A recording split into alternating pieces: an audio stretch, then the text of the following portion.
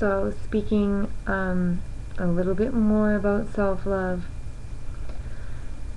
ended the first part about self-love talking about how through this perceived struggle that we are continuously going to reach a state of self-love. It's a little bit of an illusion when you understand the way that time and space really work, and the way that truth has been hidden from us, and the way our divinity has been hidden from us, and the balance of masculine and femininity has been hidden from us. When I say hidden from us, I don't mean that in a victimization way. I mean that in the highest and best way, meaning that how much love and wisdom did we have for ourselves while making decisions that we made that led us to this place in order to enable us to have these lessons that we are having.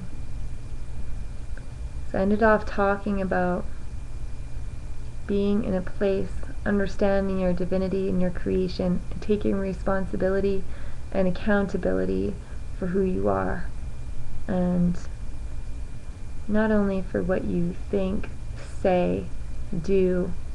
This isn't a judgmental thing. There's no 100% no.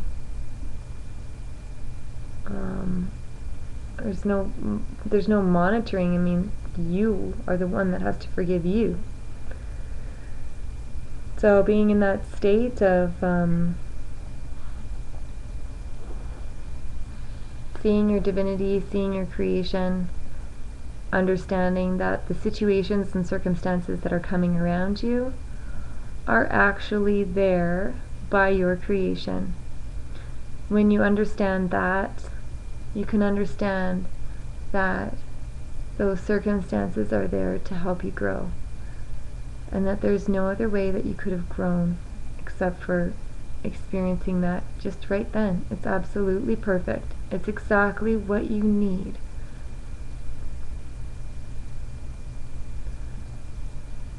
So being in that state of self-love and oneness with your divinity, oneness with creation, everything that happens around you, every circumstance.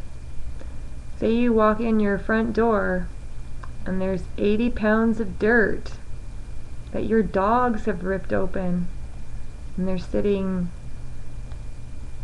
all over your floor. The dogs have played in it, they've pooped in it, they've peed in it. That was a huge opportunity for me to learn self-love. You can imagine what my reaction was. Of course I reacted. But I reflected on it afterwards. I reflected on it as needing a lesson that should my living circumstances or my surroundings be completely disrupted. I mean, we all have these moments. We have moments when our reality is shaken. The earth is trying to show us these moments now. The earth is trying to show us how she has been self-love, how she has been creation for us all along. She's asking us to take responsibility for ourselves, to take accountability for ourselves, exposing the core values and belief systems that don't point towards self-love anymore, towards being sovereign, towards owning who you are. So, have something that I want to read to you. A good friend of mine, very good friend, has, she knows who she is. Just shared this with me to share with you. Talking about self-love, which is love, as you are one with all creation. Love is all that is, the glue that connects, the isness, the whole. It's an expression of the source.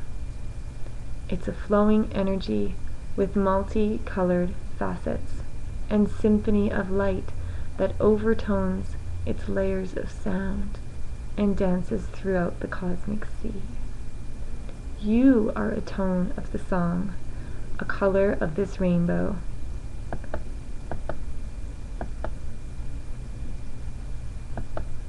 This is to help us see love not as an emotion.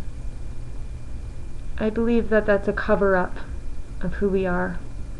That's us covering up. We need to shake that off.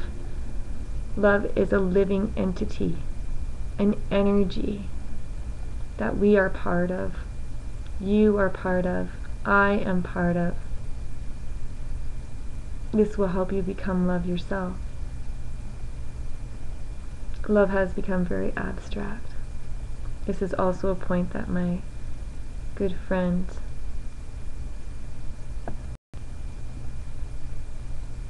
has pointed out. Beautiful sister.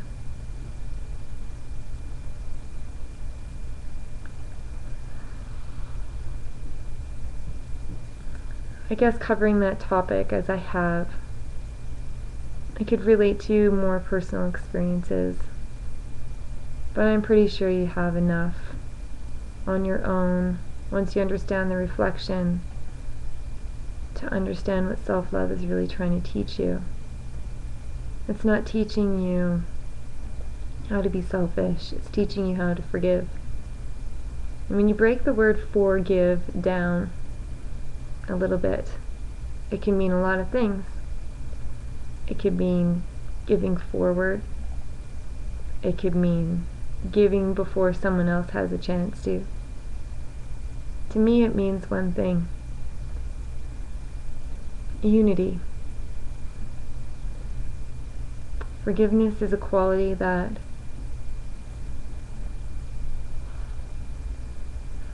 I believe comes from the highest source, from the highest part of ourselves. Okay?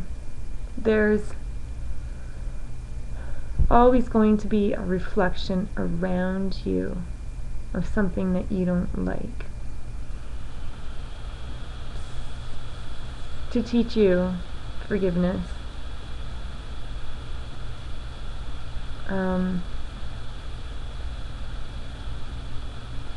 The energy of forgiveness, let me put it to you this way. We talked a little bit in clip 1 about a state of being mirrored by other people. So let's talk about the guy cutting you off in traffic. Okay, he's probably never been forgiven for that before. Maybe not. When you forgive somebody, you're forgiving what's in yourself, but you're also adjusting the matrix of energy. You're making an adjustment within the distortion of hate and fear. We talked about entanglement. You're making an adjustment in the state of entanglement around you.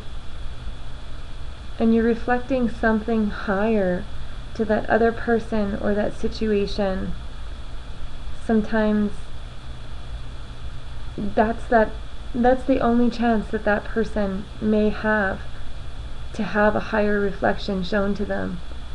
Because remember, we're all reflecting what's exactly inside of us. We're all being shown these things. So you have somebody that didn't receive enough love and doesn't feel enough love. They can't find it in their external circumstances. They can't drink enough tea. They can't do enough yoga. They can't get enough sunshine. They can't drink enough alcohol. They can't buy enough clothes. It doesn't matter what song they listen to, they're not feeling the love. When you forgive that person, and you change the reflection, and you choose a more expanded view, a divine piece of creation to give them of yourself, to share with them. Remember, they're giving you a gift of learning how to forgive. They've already given you a gift. There's no reciprocation in forgiveness. It doesn't mean you should be forgiving because you want to be forgiven. Well, it does to some extent, but if you forgive, you're going to be forgiven anyways. And it's not about that. It's a pure reflection. It doesn't require that distortion of separation between action.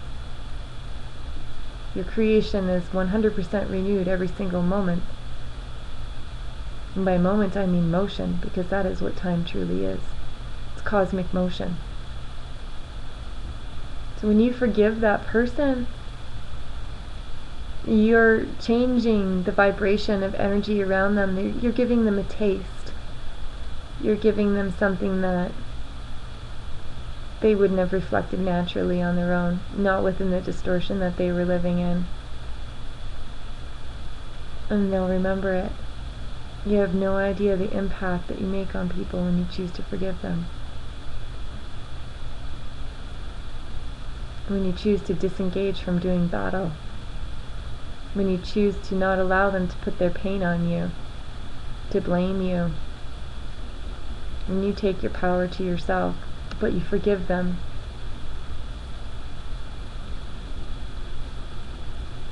It changes the vibration. It changes the entanglement.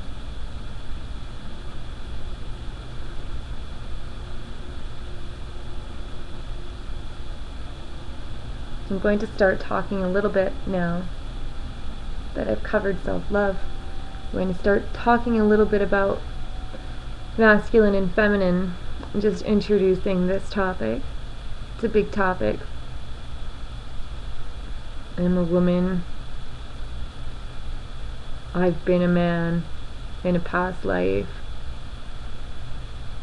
Every time we incarnate, we choose a gender. Male and female sometimes has very little to do with masculine and feminine. Masculine and feminine is an energy, a side within duality, within having opposites. It's not necessarily the gender.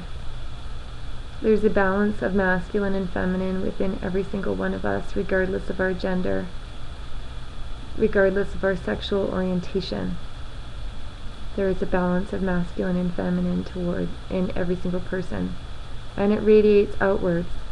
And you will find that the self-love reflections that you are getting from the opposite gender are there to enhance your own maleness or femaleness, your masculine or feminine energy. So in that way it corresponds. So if I have a man in my life reflecting a certain trait or quality towards me of communication, giving me an opportunity to forgive, that is really a sign that there's a masculine communication within myself that needs to be recognized, made aware, and also forgiven. It can work both ways. Sometimes it takes forgiving someone else to learn how to forgive yourself. Sometimes it takes forgiving yourself to learn how to forgive someone else.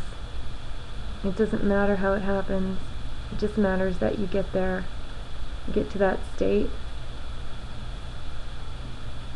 That your extraneous circumstances can always be in harmony with you through forgiveness.